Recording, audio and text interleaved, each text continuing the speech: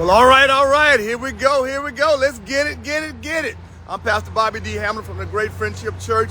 It is Move Monday. It's Monday. It's time to do what we do. You are part of the Move Monday mob. And you know what we do on Mondays? We try to find a way to take care of our bodies, and we get it in. Oh, yes, we do. And so let me just shout out all of you who are getting it in today. You set apart some time, whether in the morning or the noon time or the evening time or the late in the night time. You're going to get it in. And so I applaud all you who are getting it in. Let me hear from you, whoop, whoop, from all those who get it in. And let me give a special appeal to those of you who have gym memberships and you do not go. I want to encourage you today to go. Do not allow yourself to go from the Thanksgiving coma-like situation where you've ate all Thanksgiving and now you're looking forward to January and you're going to just kind of vegetate in December. No, don't say I'm going to wait to January. You're not guaranteed January. All you have is right here and right now. So let me encourage you during the month of December where you got friends and families and loved ones and a myriad of things going on. Also maintains a staple in your separate preparation time here in December to move your body, to work your body. I don't care what you do, how you do it. I don't care how many steps you get in, how many miles you get in, how many classes you get in. I don't care how many push-ups, how many calisthenics you do. What I do care about is that you move because you're part of the Move Money mob. And you see me right now. I've already got my Sunrise 6 in. I'm training for another half marathon. And yet today I got to do strength training. So I'm prepared to go into this gym right here behind me. And I'm going to throw up some weights, y'all. Now, of course, I'm not throwing up 300, 400, 500 pounds. Of course I'm not. I'm way past that. I'm way down the other end of the continuum, but I'm going to get it in. Yes, I am. And then I'm going to stretch. I'm doing a little yoga to stretch. But let me just say this, though. While I'm getting it in and while you're preparing to get it in, I want to encourage you to go get in to what I preached on yesterday at the Friendship Church. Go and look at it. I started this Advent series, and I'm talking about the importance of Jesus Christ. And what I was talking about is keep celebrating the Savior. I know that this time of the year for many people is a depressing, discouraging, dysfunctional time because you begin to think about who's not at the table this year. You begin to think about who you lost this year. You begin to feel just so depressed, discouraged. You kind of go down this rabbit hole. And I understand that.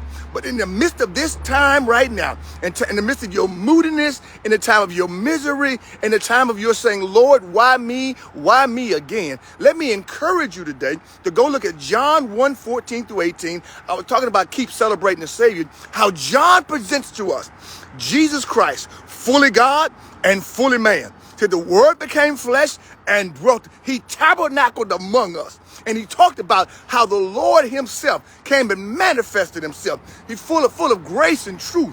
And how he gave unto us grace upon grace, grace multiplied, grace running over, grace just spilling over. But he talked about how Christ came and dwelt. He tabernacled. He pitched his tent. He bivouacked with us.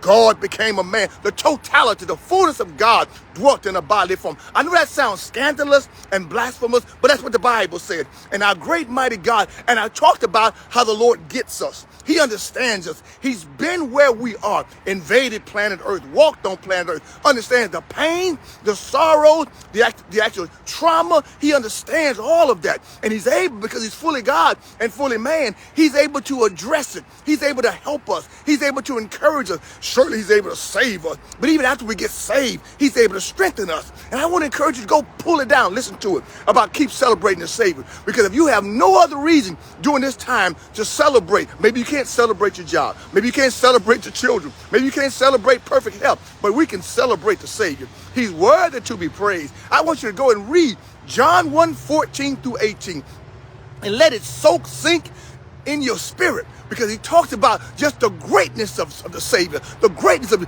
Jesus. Is not some Johnny come lately. Jesus is not some average Joe. Jesus is not some buffoon from above. No, he's fully God and fully man. And we thank God that he's fully God and fully man. He's a Savior. He sees our sin. He addressed our sin issue on Calvary's cross. He died for me. He died for you. He died for us. But death did not win because he rose on the third day. So whatever pain you're you're in, whatever struggle you're in, whatever sin stronghold you may have, there is a Redeemer who can break the stronghold of sin. There's a Redeemer who will hold you and keep you. There's a Redeemer that identifies with you because he's been one of us and he still has a body to prove it. So I want to encourage you today to get over there, get in the text. Pull right now, pull up your phone right now, find the Bible, John 1:14 through 18, and you can celebrate the Savior. He's some kind of Savior, unparalleled. There's nobody like Jesus.